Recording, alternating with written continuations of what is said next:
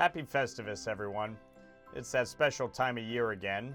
Time for my annual airing of the grievances, where I get to call out the people who have disappointed me over the past year.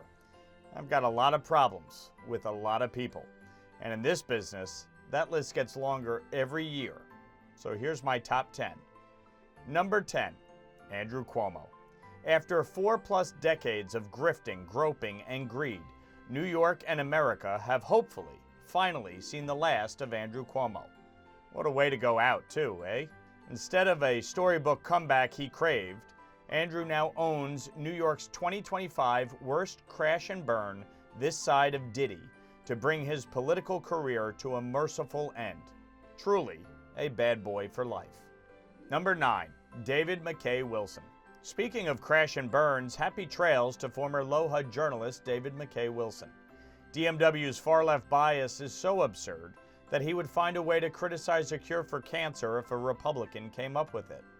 In 2024, his screeds against me were absolutely ridiculous, so much so that some people thought he was on Mondaire Jones' payroll. This year, Gannett moved him off their payroll, showing him the door and banishing him to the world of barely read Substacks and professional irrelevance. Number 8. Healthcare reform. You might have noticed I made some news last week by taking on Washington's collective failure to fix our broken healthcare system. From the slow and painful implosion of President Obama's Unaffordable Care Act, to greedy healthcare companies, to politicians on both sides of the aisle who prefer to play games instead of lowering rates. It's a colossal mess. And as I said on the floor, a pox on all of their houses. It's time for Democrats and Republicans to knock off the bullshit and fix the problem. Now. Number 7. My wannabe Democratic opponents. Has anyone been paying attention to this clown car of a primary? 7. Count them, 7 Democrats stepping all over each other as they scramble to suck up to their far-left base and vie for the support of Zohran Mamdani. But on the other hand, can you blame them? They can't attack me on taxes after I restored and expanded the SALT deduction. They can't attack me on extremism after I was named one of the most bipartisan and effective members of Congress. All they seemingly know how to say is, "Orange man bad." Maybe, in the new year, they will actually tell us what they are for. Now it's time for 2 who made appearances on last year's list. Number 6 is the MTA. We're a week away from the start of the new year, and surprise, surprise, another MTA fare hike. After raising the payroll tax and imposing congestion pricing, New York's very own Grinch is at it again. Instead of continually reaching its hand in our pockets, the MTA should try collecting the $1 billion a year it loses to fare evasion. Oh, and maybe more people would feel comfortable riding the subways if felony assaults weren't up 53% in the last 5 years. And from the MTA, we go to number 5, MTG. My soon-to-be former colleague, Marjorie Taylor Greene. Marjorie has called me everything from a rhino for fighting to restore the SALT tax deduction and delivering the largest tax cut in history for the Hudson Valley, to a Democrat because I wouldn't support her unconstitutional bill to arrest parents and doctors. After 5 crazy years in Congress, she's decided to call it quits because she got into a little spat with the president. For someone who has spent her career attacking everyone, who knew she was so thin-skinned?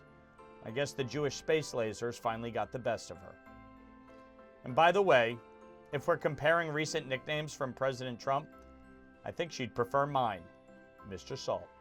Number 4, Chuck Schumer. As my Jewish friends say, Senator Schumer is not a shomer, he is a shanda, a complete and total disgrace. Chuck was first elected to office in 1974, then in Congress in 1980, 6 years before I was even born, before going to the Senate in 1998. Back then, he had a reputation as someone who would step over his own mother to get his face on television. Now, every time he's on TV, he says something that makes Joe Biden look sharp as a tack. From grilling hamburgers and hot dogs without a flame, anybody in the mood for a raw burger with that cheese? To kicking off a press conference about a mass shooting by shouting out the bills. Chuck Schumer is an embarrassment. The only question now is, will he hang on long enough to suffer the indignity of having AOC kick his ass in the 2028 primary? Wouldn't that be fun? Number 3, Hakeem Jeffries. Things just haven't gone well for Hakeem since taking over for Nancy Pelosi. First, he wasted $40 million trying to take me out, and then I beat his buddy Mondaire Jones by almost 25,000 votes.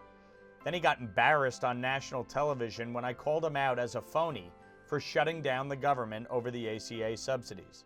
And after refusing to endorse the Democratic Party's new leader for months, he then had to beg Zohran Mamdani to save him from a primary challenge from a DSA city councilman. That's a bad look for a wannabe speaker. Number 2, Kathy Hochul, the governor who just can't seem to get out of her own way. After spending the last year pretending to be a moderate, Kathy fired corrections officers rather than stop the radical Democrats in Albany who made prisons even more dangerous. Her own lieutenant governor announced he's running against her, and she endorsed a socialist mayor for New York City. Now she's flip-flopped, caving to the left wing's pressure to raise taxes in an election year, just like she did on congestion pricing. She's feckless, unpopular, and about to be unemployed, just like her former boss. Number 1. Who else could it be other than Zohran Mamdani? Well, what can I say? The capital of capitalism elected a 34-year-old self-avowed socialist to be mayor, who wants to legalize drugs and prostitution, freeze the rent, provide government-run grocery stores, and replace the NYPD with a team of social workers. Other than everything, what could go wrong? Again, a special shout out to that hapless fella at number 10 on our list. Heck of a job, Andy. You know, come to think of it, it's time to wipe the Cuomo name off the bridge. Let's bring back the Tappan Zee. Happy Festivus, Merry Christmas, and a Happy New Year.